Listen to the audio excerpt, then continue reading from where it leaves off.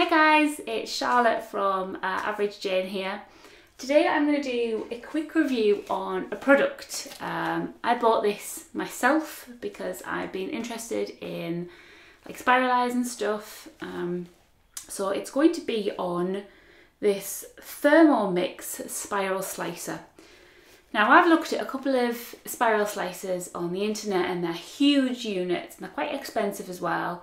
And you've got loads of little bits underneath to, you know, do spirals and smaller slices and all that sort of stuff. And I have a very, very small kitchen.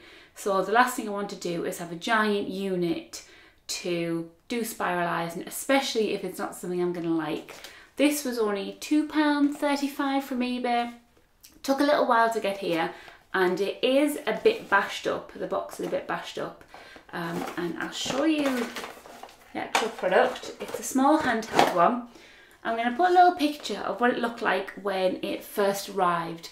It still had the plastic on the metal sides. It was a bit dusty and dirty, so I've taken that plastic off the stainless steel, give it a good wash. The first thing I noticed about it is this is really, really sharp, like stupidly sharp. I'm going to have to be very careful with this because I will cut myself. Just running my finger down there, I can feel that it will cut my finger if I put too much pressure on it. It's got two identical slicers either side, and this lid, and inside the lid I've got like just a little thing to stick in whatever I'm slicing up, and they hold them, and I'm guessing I'm just spinning it inside and it's going to spiralise it. I've no idea how well this is going to work. I was going to try out carrots, but tonight I'm doing a pasta. It's like a cheesy bacon pasta. So I thought instead of using pasta, I'll use a courgette. I'm going to wash this courgette and I think I'm going to chop it in half to make it easier, because I think trying to do that length is going to be a bit hard. So I'm going to chop it in half and see how well it spiralises. I'm going to do the dinner and then I'm going to come back and let you know how it tastes as well. Apologies for the semi-awkward angle. I don't have anything where I can put my camera behind something, so it's going to have to kind of be here. I'm just going to chop the top and bottom off and then chop it in half. I am going to leave the skin on because there's a lot of nutrients and goodness in the skin, and it's not a skin that, you know, is bitter or anything. See how easy this is to do. Stick it, that was relatively easy. And I guess I just start twisting it. So it's very hard. It's actually a lot harder than I thought it would be. Oh, and a lot more unstable. How's it doing? At the minute, I feel like it would be easier if I didn't have that on. If I just, yeah, it's a lot easier. Oh my God, it's actually working as well. I'm shocked. Gotta be honest, I am shocked. Maybe that is just for, you know, the final bits. Kind of like when you're grating something and you're right at the end. And fortunately, it's not really cutting into my hands. I could still cut myself, but because I'm holding it like that, the sharp bits aren't really touching my hands. I'm going to use this now to get the end. Okay, and that looks like as far as it's going to go without chopping my fingers. That doesn't work now. As you can see, that's literally just grated the inside. So this lid isn't really very good. I could try and continue with this, but I'm getting right down to the little blade there and I don't want to cut my hands. So I'm going to take this. So this is kind of what's left. It is a fair chunk of courgette. It's probably worth quite a bit of spiralized courgette, and in there I've just got the seeds and whatnot. If I tap them out, let's do the other piece. That's kind of what's inside the spiralizer now. So before I get any further down there, I'm actually going to turn it round and try and Well, I'm going to chop a little bit off and turn it around and try and get as much as I can of this side.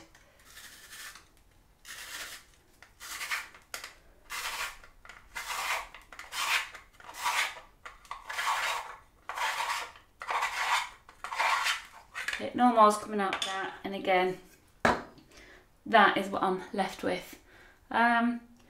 It's not massive amounts, you know, I still get a lot of sort of spaghetti for it. It is just a little bit annoying that that starts to grate. It doesn't actually go far enough in to spiralize it. I don't know if that is normal for a big spiralizer, but that's kind of what I'm left with at the end. And there's no way I'm going to be putting my fingers in there because I could slice them on those little blades there. This is my courgette pasta, which nice and separated. It looks pretty neat actually. None of it's sticking together. Now it's just for the taste test.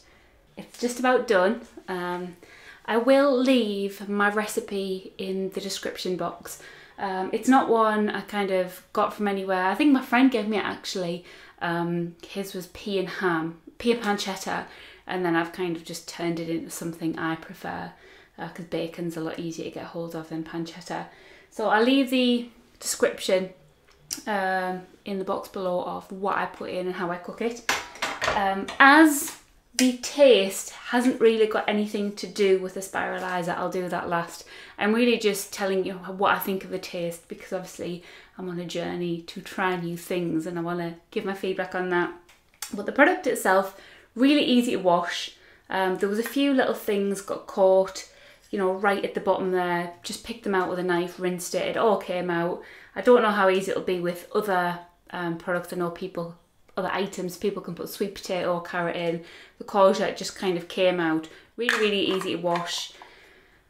I kind of like this. For the price it was, something like £2.35, it is totally worth it. I probably wouldn't get a big spiralizer unless I did it all the time and I really wanted to use it constantly. This is perfect. I'll probably do spiralized stuff maybe once a fortnight if I like this. So this is fantastic. Did take a little bit of time to get here, but it was well worth the wait, I think, from how it has performed. Now the taste test. I hope I like it. I'm just going to go and get some out of the pan. Man, got to cut it up a bit smaller. So I never cooked it or anything. I literally said put it in boiling water for 20 seconds, but I was simmering it in milk for about 10 minutes, so I didn't think I really needed to cook it. Here we go.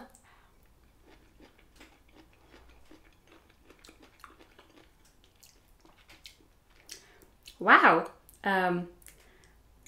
Really, really surprised at that. That is very, oh God. Got all my hair in it. I'm gonna leave that in.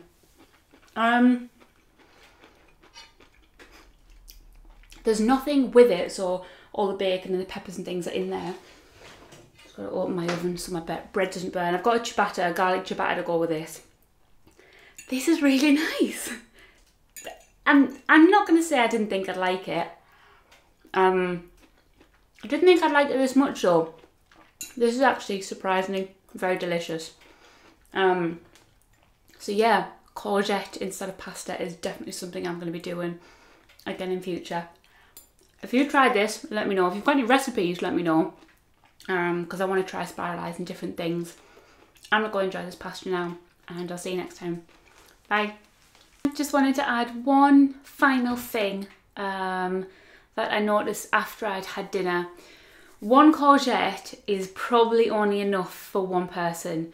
I don't know why I thought one courgette would be enough for two people. I've never done it before, so I just thought, you know, usually two people wouldn't actually get through an entire courgette for a meal. However, because it's replacing the pasta and the carbs, it's actually not enough. It was enough in this meal because I had a full garlic ciabatta, so that kind of filled us up. But if it was literally just the main dish without any sides, I would probably have 2 courgettes, and that would be enough for 2 people. Okay, I'll see you later.